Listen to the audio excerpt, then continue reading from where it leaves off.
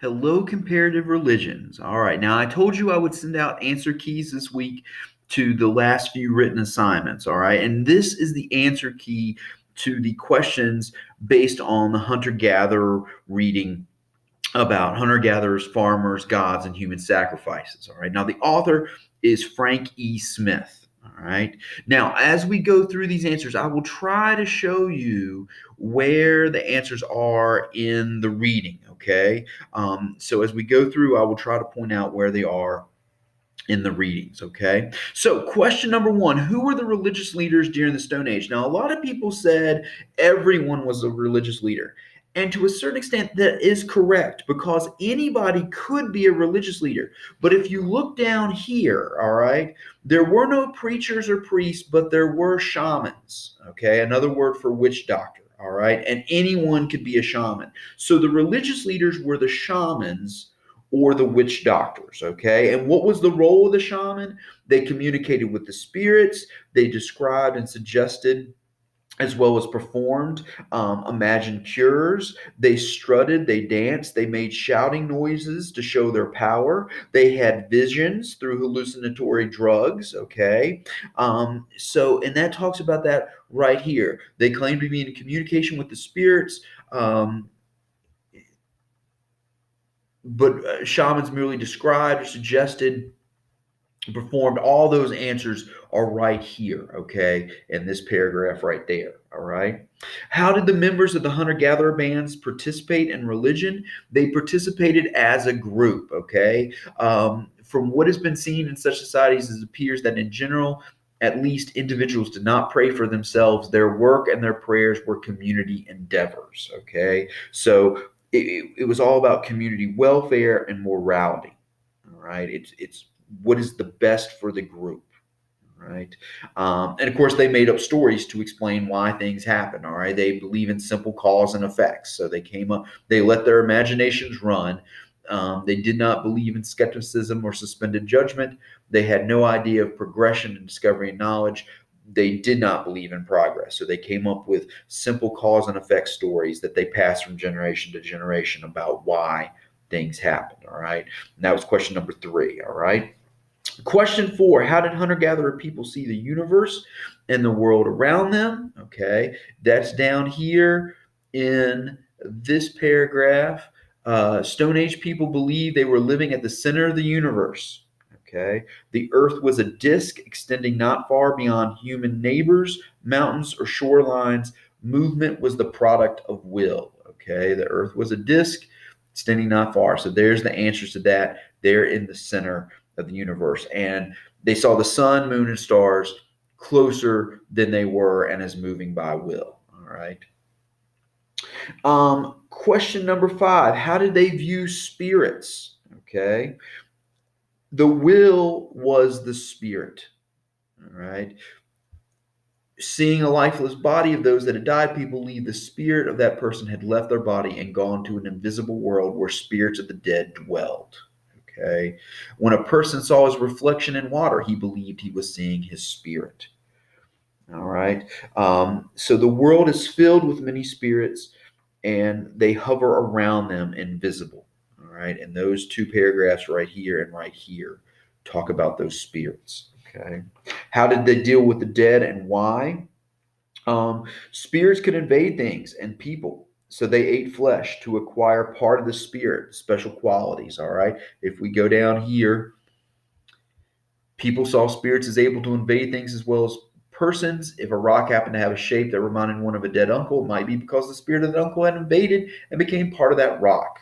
All right. Spirits were imagined to have taken up residence in stone or wooden idols. Spirit they believed was invisible in everything. Right. People saw spirits as able to penetrate human bodies through the skin, nostrils, mouth, ears, and other openings. Dreams, not being willed, were seen as invasions of the spirit during one sleep. Sickness was seen as an invasion of an evil spirit. Okay. And cures were sought in the form of having the invading spirit exorcised from oneself. All right. So these paragraphs right here talk about the spirits, okay, and how they deal with the dead. They do preserve the corpse because helping preserve the corpse will help the help preserve the spirit, and they want to nourish the spirit of the corpse by putting gifts of food alongside it. All right, and that's talked about down here. All right. Participants wailed and cried with exaggeration to demonstrate they cared for the dead person. And it talks about funeral rituals and things like that. Okay, so how they dealt with the dead is right there. All right. Who were the gods? Question number 7. They believed that their gods had made the world, that it is what it is, and that society is what it is because of them. Okay, the world would always be as the gods had made it. The most powerful god was good because he or she had their best interest at heart. All right, and it talks about the gods here in these paragraphs down here at the bottom. Okay, give examples of religious ritual. All right, they talk about magic through imitation, painting a face on a woman's belly to encourage birth. They talk about ritual fasts and trances, all right, where you receive the skills that you need to be a good hunter and warrior. They talked about those funeral rituals that we mentioned above, crying for the dead, burials, cremations, etc., etc. Okay. Question number 9, was there a concept of evil and in what way? Yes, there is a concept of evil. They are worried about enemies performing magic against them. All right. And they talk about the performing of magic in these paragraphs right here. Okay. Speaking the name of a dead king might be a taboo for fear or evoking a ghost with too much power. All right, so they do talk about concepts of evil here in these last couple of paragraphs. Oftentimes, they would wear a pendant made from stone or a piece of copper to ward off evil. We talked about the taboos. You can't say a person's name. Also, don't let personal objects fall in the hands of an enemy. All right, and these things are being talked about in these paragraphs right there. Okay. Now, these first 9 questions deal kind of with the Stone Age and with the hunter gatherers. The other questions are going to deal with the farmers, the agricultural revolution. Okay. Now, question number 1 on the back. All right. In approximately what year did the agricultural revolution begin? Okay. It says right here by 7000 BCE in hilly regions, settlements of from 50 to 100 persons emerged. All right. So around 7000 BCE is when the agricultural revolution begins. Okay. Between the years 10,000 and 8,000, that's when the glaciers retreat. But about 7,000 is when they have it. Question number 2, what aspects of nature become more important during the agricultural time? Okay. It talks about that right here in this paragraph as well, and then the one below it. Okay. Rains become more important, droughts become more important, attacks by insect, okay, sanitation, all right, disease, the effects of the water supply, all that is talked about in these paragraphs right here. Okay, here's the effects of lack of sanitation right there. All right, there's that right there. Okay, so as we become more settled, we're paying attention to things like rain, weather, as well as disease and sanitation.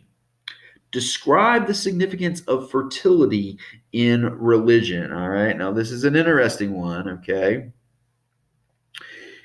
People saw their fertility god as having died, and when the growing season returned, they saw their god as having been resurrected. All right. So in these paragraphs right here, okay, fertility becomes a big issue with farming.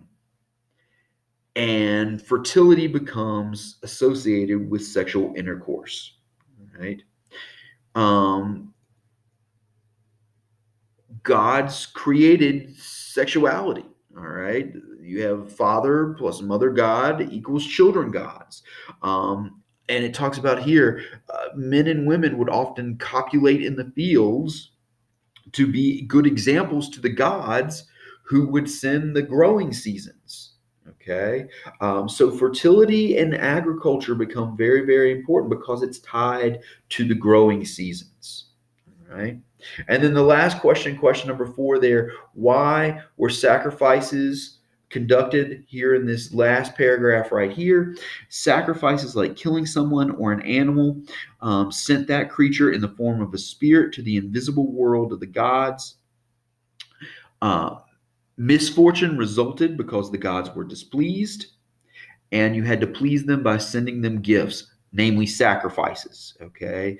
And it was important for the survival of the entire society. Okay. So that last question is found here in these last couple of paragraphs right there. Okay.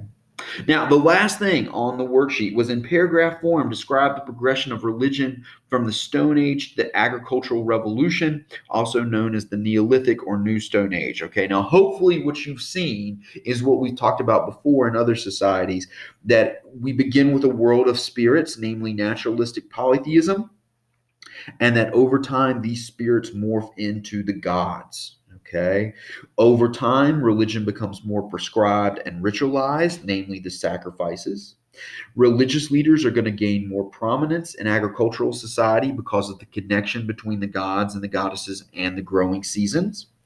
The community is still important, but individualized functions begin to take root. Okay.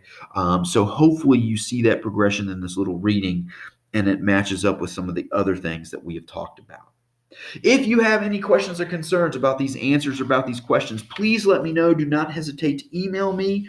Come see me during virtual office hours. I'll be glad to help you with that as well. If you want to come in on Wednesdays and talk about the assignment, I'll be glad to do that also. Okay. Just let me know how I can help you understand these answers and these questions if you're having problems. You guys take care. I'll talk to you soon. Bye bye.